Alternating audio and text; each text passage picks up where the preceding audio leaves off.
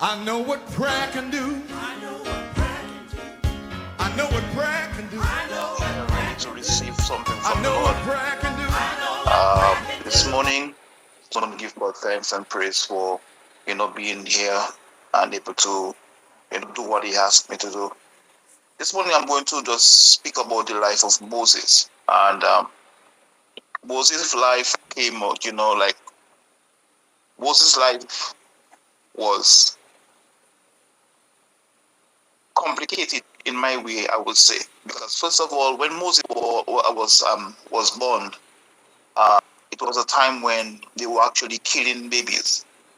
They were actually, beheading babies because of every male child in that time, born in that time, would have been killed, would have been thrown into a river, and the female babies would have been stayed alive because that was the command that was given by the King Pharaoh of Egypt. And we saw that when Moses was born, actually he wasn't named Moses by his mother, but his mother saw him as a beautiful, proper child. And she decided the first thing that she wanted to do for him is to build him an ark. So she built him an ark. And if we know the significance of an ark is where the presence of God actually is. So she built him some versions say a basket, some versions said thing, but my version said an ark. And I look up the word of the word ark. Ark can simplify as a basket or whatever the case may be, but it is represents the presence of God. So the first thing that his mother did was actually put him in the presence of God. Lay him on a river and ask his sister to watch and see what is going on with that basket, that ark. And then it was retrieved by, Pharaoh's daughter, who was just taking a bath, and she saw it and she asked a servant to go and get it. And then she came and she was the person that named him.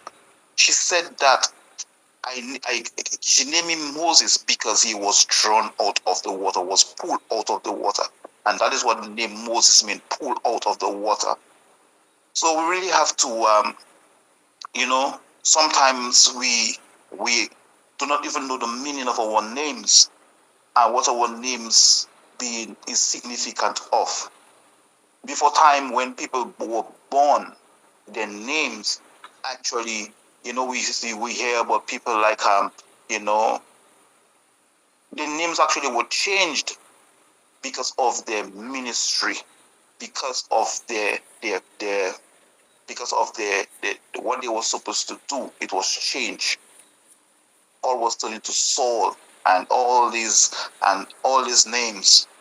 We saw, the lady said that I bore him in pain, so she gave him a name that, she bore him in pain. When Moses had his first son, because of where he had him in a foreign land. He named him because he was born in a foreign land.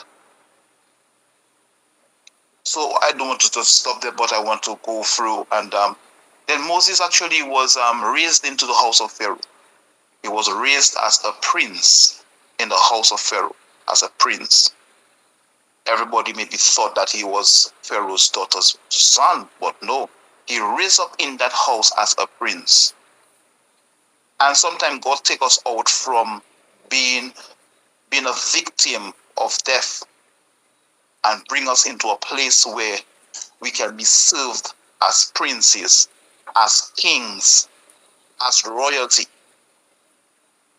But it did not stop there. As growing up, and he was in the field with the other Egyptians, he saw somebody touching his native person, which was not, and he realized, not because he was raised up as a prince, but during the time that he get to know who he really is. He's a Hebrew, and he decided, okay, yes, I'm this kind. I'm a Hebrew, so I do not want to just. I want to protect my own. And then we saw where he killed the Egyptian. He flee from that area. He flee from Egypt because Pharaoh right now, his head was actually on the platter to be killed. And it was not. It was a significant of something that actually wanted to be done before he even came alive. He was even on. I'll take his first breath on earth. They were planning to kill him. So it was actually, and we see many in that in the life of Moses. We have Exodus going up to Exodus 21, just talking from Exodus 2 to Exodus first Exodus to go right back to chapter 21, talking about the life of Moses and his life, what he have done, where he have been through. We saw that he got the visitation from God while he fled from Egypt, and he went into a foreign land. He met a man there who was actually, and he had I think he had 12 daughters, some kind of that. He had daughters, and then he got to marry one of the daughters by just helping them draw water from the well to take care of the flock and to take care of the stuff. So he got to marry one of them. Well, in that time of Moses' life, we see Moses started out around water, and his whole life was around just water that's around him. Which is what is the Egypt in our life? Which Egypt that's in our life? What Egypt that we have to actually, run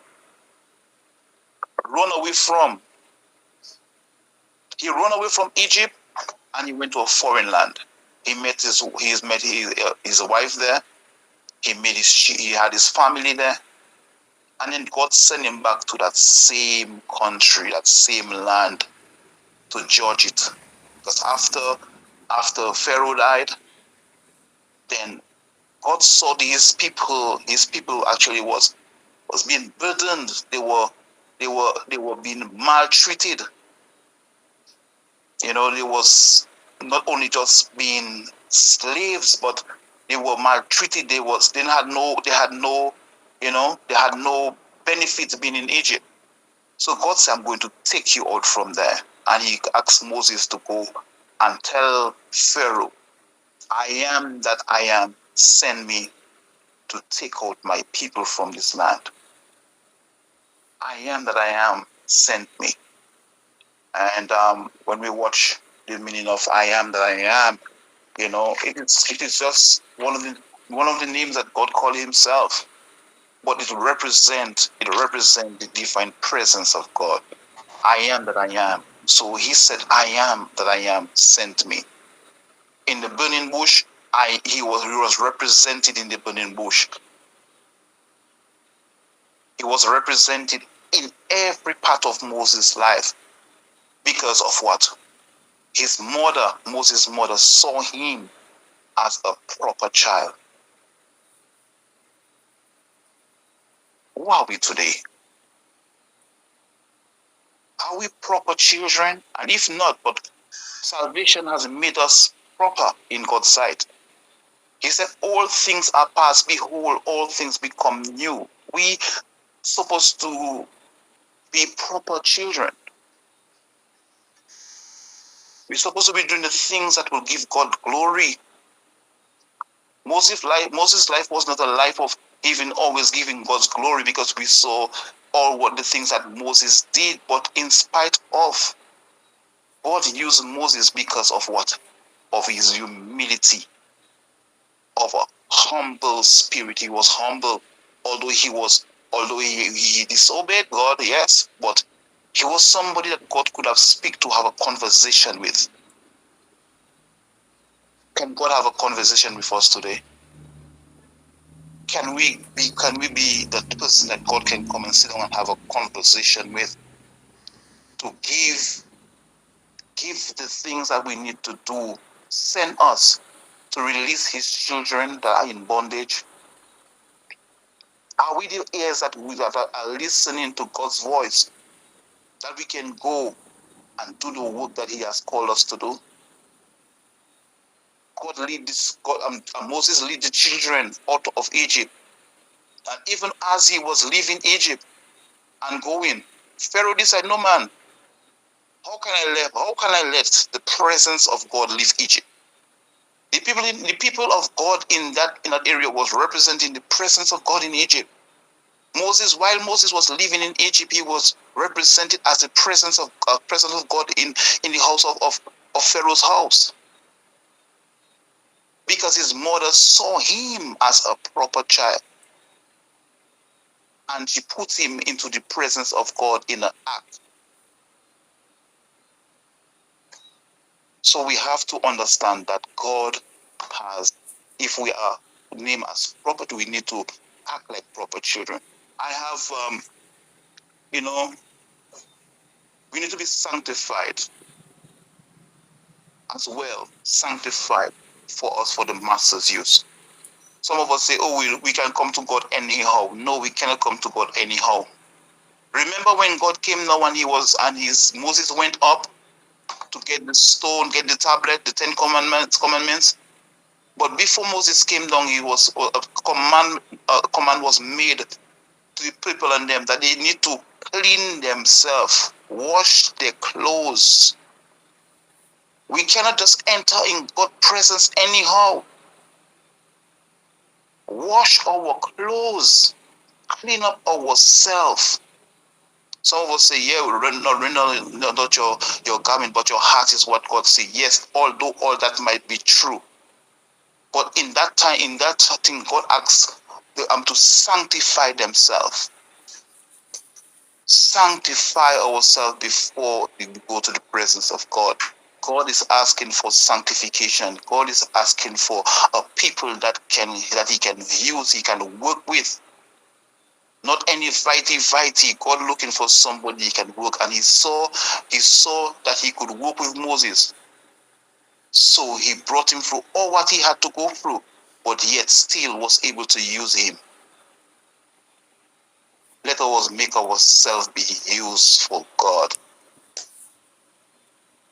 Last night I stayed there, and this morning I get up after 2 minutes to 3, and I was like, "Hey, I cannot go back and sleep because I just want to take some time off to just understand what God is really saying."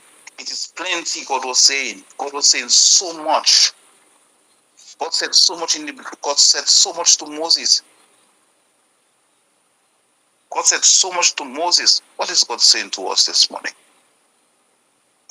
Is He telling us to leave our kindred, leave where we feel comfortable, leave that house of Pharaoh, and go to a place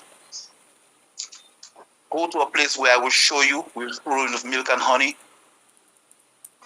Is He saying to us, and something that we do when God gives us commands and God sending us, we always want to take somebody with us. God send us, but we want to take somebody with us. And the person that sometimes we take with us will be our distraction. They will be our distraction. We will not see it today, but it will happen. We'll see them they will become our distraction. Let us not be always ready to take somebody with us when we go in. If God send us, let us go. We see that Moses complained. Oh, he cannot speak. He cannot speak because he had a stutter problem. He could not speak. But God still used a man that could not speak to deliver His children from Israel, from the hand of Pharaoh, and the hand of Egypt, and brought them to the promised land. A journey that was supposed to take 40 days, said 40 years. But within all that time, God sustained them. Within all that time, their clothes never rot. Within all that time, their sandals never finished. Within all that time, everything was happening for them, even in the wilderness. God fed them manna, will. God fed them in the wilderness. God give them water in a wilderness. God take care of them in the time when they feel to themselves when they are nowhere, they are just in circles in one area. But God has His plan, and God make a promise to Abraham, and the promise that He make to Abraham, it stands for us today. Let us leave our Egypt behind, and let us lead ourselves to the promised land. Let's take the life of Moses as a life that we can come now and we can pattern at. Let's take the life of Moses and pattern after Moses' life, and that we can do the things that will give God honor and glory. I'm not a long speaker, I'm not a long thing, but I hope that these very words, knowing that where he came from, but he was seen as a proper child, and he was placed in a river where he was formed, and he was taken care of, even in the hands, even in the house of the place where he was supposed to come back and judge. He was raised up there. He never forgot his identity. He never forgot his identity. Not because we are in Egypt, we're supposed to be an Egyptian. We represent God each and everywhere we go. Don't leave Dominica or leave Barbados or leave St. Lucia or leave any one of our countries, Guyana, leave our country, Antigua, and go to our next man land. And because nobody there do not know us, that we can live a life that will not give glory and honor to God. The reason why Jethro saw it fit to give Moses one of his daughters, because he came and he was not a liability, he was an asset to them. He came and helped them in the field. He came to help them to do what he had to do. And he formed a family there. Let us not take God's work lightly and just do what we have to do and for our own benefit. Amen. I bless you all. I bless everybody this morning. I hope this word was of an encouragement to somebody this morning. Amen. Blessings. Blessings.